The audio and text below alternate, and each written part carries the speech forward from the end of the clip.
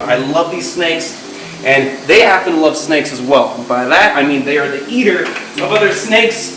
Their scientific name translates to snake eater, and these right here are frozen thawed Burmese pythons caught from the Everglades here in South Florida. Look at her, look how tall she heads up. She is such a beautiful king cobra. All right, we're gonna give her a couple seconds to relax, and soon she should start consuming the python. So as you guys can see, she bit from the midsection, and now she's slowly inching her way up towards the neck, which would be the easiest place to start this meal. Typically always going head first. Hopefully she doesn't have too much of a trouble since this python is slightly decapitated. Fresh water. Good to go. What is going on, beautiful people? Welcome back to My Wild Life. I'm here at the snake house. And right now, I was just taking care of Big Bertha, my big monocled cobra. Hey, Big Bertha, what's going on?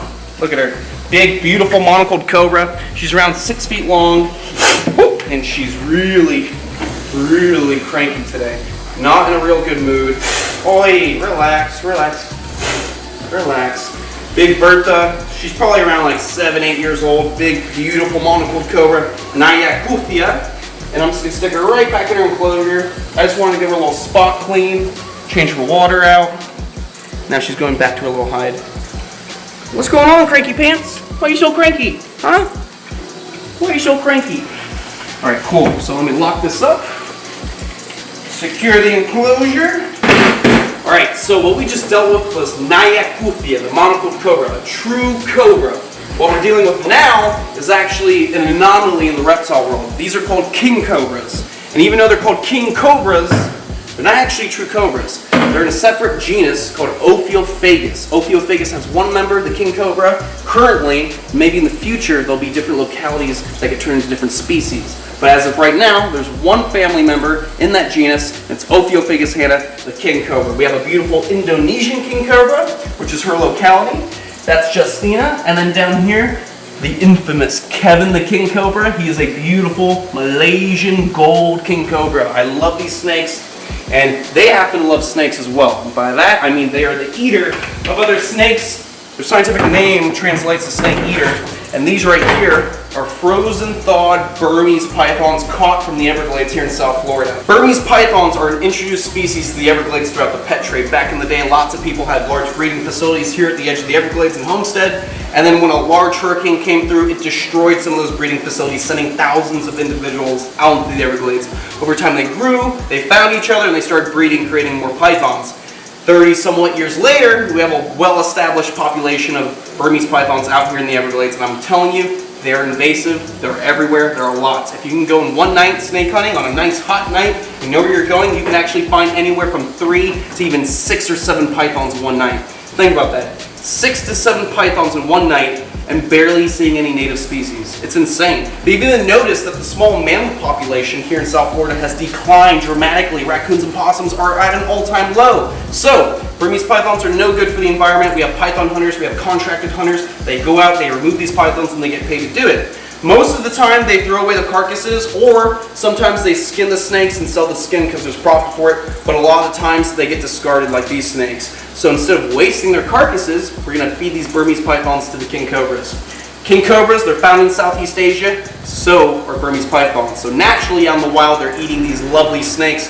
They're beautiful. It's a shame that they have to be put down, but there's so many out in the Everglades, we cannot rehome these animals. What I'm going to do now is wash my hands, and I'm going to unlock these cages, and we're going to feed these king cobras. All right, guys, so we're going to feed Justina first. Justina is awesome when it comes to food. She's always willing to eat in front of the camera, whereas Kevin, down here, my bigger king cobra, he's a bit shy. So at first, we're going to film Justina, and then we'll move on to Kevin. First thing I want to do, she's really on high guard defense. This snake is very defensive. I've said this in the past. She likes to hood up a lot. She likes to open her mouth up, growl. Yes, king cobras do growl. They have one of the only modified tracheas in the snake world to be able to growl and let their predators or predators let them know I'm nothing to mess with. Look at her. She's gorgeous. You can tell she's nothing to mess with.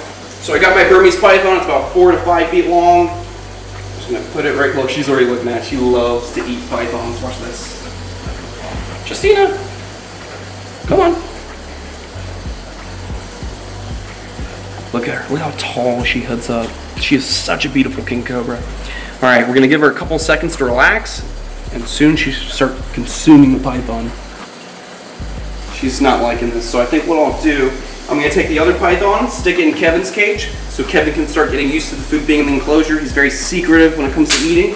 So, let me stick the python in his enclosure. We're gonna step back for a couple minutes, and then we'll begin to film them taking down their meal. What's your favorite? Oh, he's checking it out. Oh yeah, he's happy. He hasn't had a big python in probably a couple weeks. He's been eating smaller ones, so this is a good meal for him. He's gonna love it. He's like, this looks pretty good.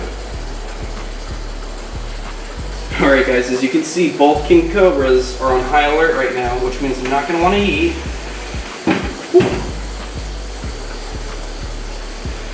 So we're just gonna close the glass. And what I'm gonna do is get the tripod ready. We're gonna hook up the tripod, we're gonna leave the camera on the tripod, and once they start to consume that food, we'll start filming them.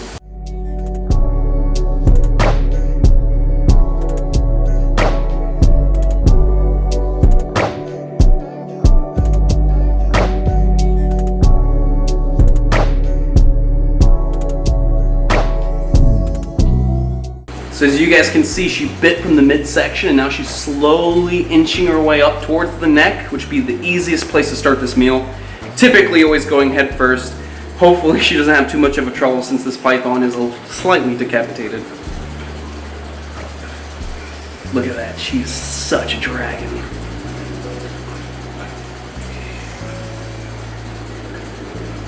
You can hear her growling, letting us know she does not want us witnessing this meal.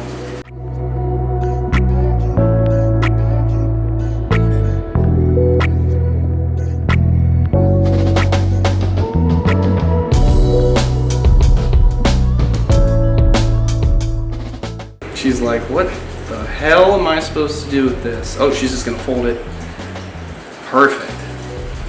She is such a savage of a snake. Just consuming it, folding the head to the side of the python, taking it down, no problem. She's not phased. Oh, look down, Kevin. He's starting to gnaw down on the python. This is really good. Usually he's pretty shy, but he's starting to eat right away. Sometimes it takes even 2 to 3 hours for him to actually want to eat the food and be comfortable with it. But it looks like it's only taken about 5-10 minutes for him to realize that's a good meal. If you guys take a really close look, you see that little gum coming out from the front of the face? Right there, inside that sheath, there's a hypodermic needle. That is the fang of the king cobra. Yes, these snakes are fully loaded. They have their venom glands, they have their fangs, they have everything. Those fangs are extremely important for helping get that meal down the stomach and also for delivering that venom that will help digest the food as well. Justina's struggling. We thought she was doing a good job and she was going to fold the neck with the head and swallow it, but it seems like she's grabbed the midsection with the neck, so she's going to need some extra time to figure that out. And you can see Kevin, he's about to swallow down that head and neck and everything with no issue. He's a behemoth. He doesn't mind it. He's even eating snakes that were cut in half with no head on it, so he has no issue taking down a meal like this.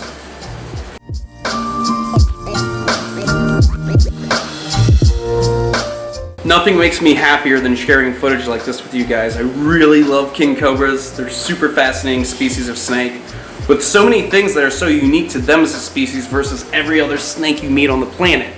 You know, just for example, they build their own nests. They literally use their coils to gather up a specific bamboo leaf from a specific bamboo tree, and they gather it all up to make their nest. And then they'll even guard the nest. There's even been rumors that males and females will guard the nest, most of the time being just females.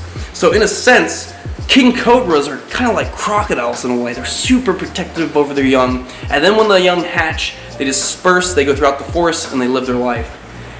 Other cool things is, like I said, they growl. They literally growl. One of the only snakes on our planet that can actually use a modified trachea to growl and let a predator know it does not want to be messed with. King cobras are the mightiest of all the venomous reptiles. And out of all the snakes on the planet, they've definitely taken the cake for most badass. Look at that snake.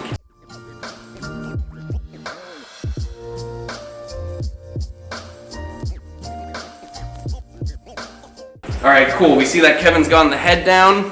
Now he's going to start working down the neck. It's going to be an easy meal. He's going to work that down like it's nothing.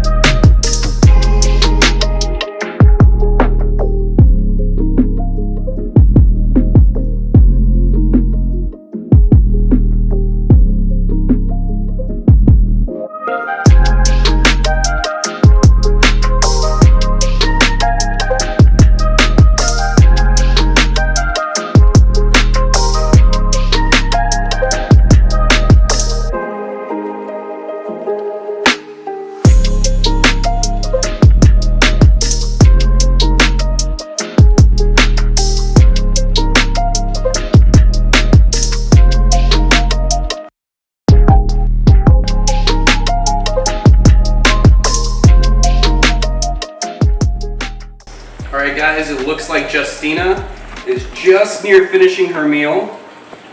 We're gonna wait for her to swallow up that tail, and then we're gonna close the enclosure. As you can see, she's staring right at us. She's like, I need a second to breathe, but these guys are staring at me.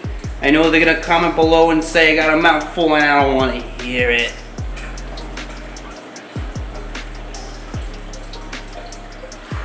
What a magnificent snake. I love these animals so much. Justina's got the fire in her, and she's got the ability to take down mules with no problem. I love her.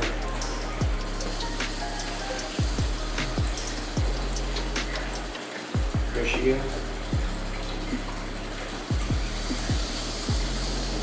You gonna slurp up that little bit of tail?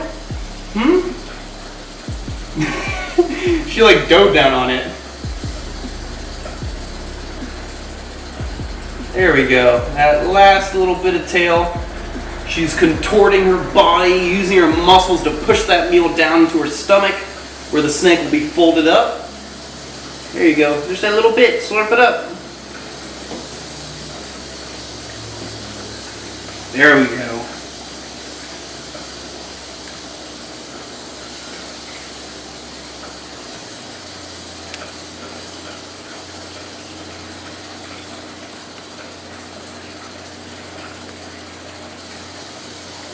Perfect. She's such a beast of a snake. I love her so much. Alright, I'm going to actually get her shell, her tortoise shell. I'm going to put it away. Let me close that side. There we go. Look at her. She's like, come on, you want to go? Kevin's still got a mouthful, so I got nothing to worry about. Let me put that shell right in there. There we go. You can go back to hiding. You can do your thing. Oh, relax. And if you guys are new to the channel, a little bit of backstory on Justina. Justina was brought into the country as an import from Indonesia with a bunch of other snakes. And she was like 6 feet long, 7 feet long, really small. She may have been like 5 feet long, really skinny, young king cobra. And a friend of mine, Justin Wallada, he picked that snake up, he raised it, he took the time to treat the snake, get rid of any parasites. He raised it for about 4 years, 5 years, and then eventually he got rid of his venomous collection, sold this king cobra to another venomous keeper here in South Florida. He had the snake for a couple years, and then that guy decided to sell the king cobra, and then I picked her up. Now what's really cool about that is Justin is one of the many people I got my venomous snake hours with to get my venomous license here in Florida. Justina is one of the first king cobras that I actually got my hours with to get my permits, so she means a lot to me and I love her. And hence the name Justina, because, you know, Justin, she's a female, Justina, Justin loves the name. Here's a picture of Justin. Oh. Anyways, let's see what Kevin's doing.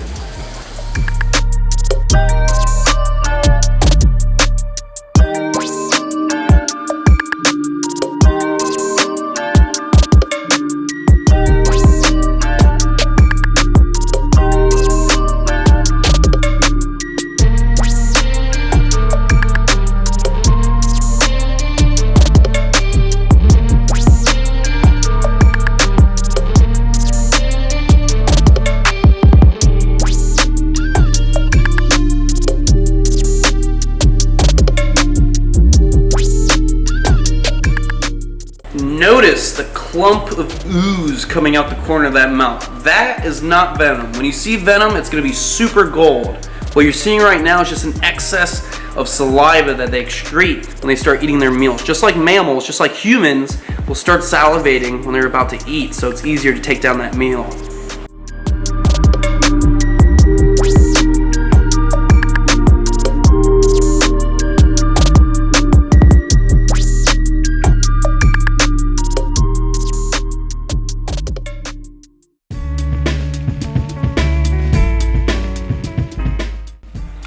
Alright guys, it looks like Kevin's finished his meal. I'm going to close the glass. We get a lock. Where's my lock? There we go. We got a lock right here. I'm going to secure that. Goodbye, my sweet little buttercup. I hope you enjoyed your meal. Did you? Oh, you're so good. I love you so much. Alright, beautiful people. I will see you on the next one. Stay beautiful. Stay safe. Wash your damn hands. And most of all, stay gangster. I'll see you on the next one.